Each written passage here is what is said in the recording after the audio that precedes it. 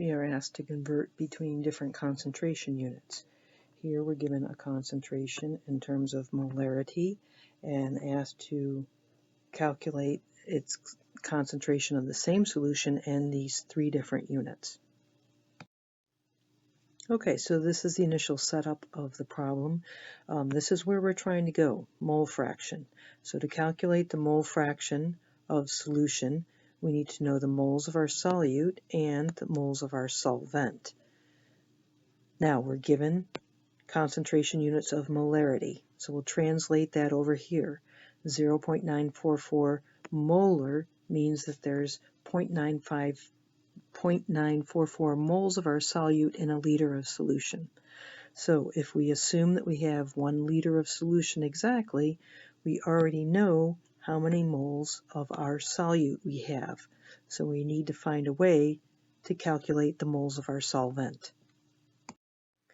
Again, we're going to assume that we have exactly whatever appears here in the denominator.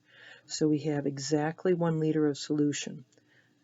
In that 1 liter solution, we have so many moles of our solute. The rest of it is our solvent. So here's our general strategy. We're going to calculate the mass of the solution using our volume and density. Once we have the mass of the solution, we can subtract a mass of our glucose. The remainder will be a mass of water, and then we can calculate moles of water. Then, once we have these moles of water, we can calculate our mole fraction. All right, so here's our process. We have 1,000 milliliters of solution. We're going to multiply by the density that's given to us in the problem, so we can calculate grams of solution. From that, we subtract our mass of glucose. We know that we have 0.99 or 0.44 moles in a liter of solution of glucose, so we multiply by its formula weight to get our mass of glucose. Our mass of solution minus mass of glucose is going to give us our mass of water. Then we can calculate the moles of water, and so now finally we have all of the values needed to calculate our mole fraction. And here we calculate our final answer.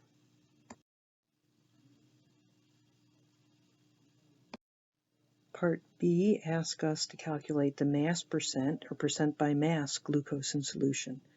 So we want the mass of glucose divided by the mass of solution times 100%.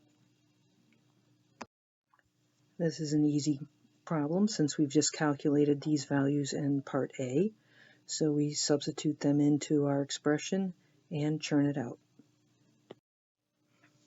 Okay, here's part C, the molality of the solution, and that's going to be moles of solute per kilogram of solvent. Again, we calculated these in part A.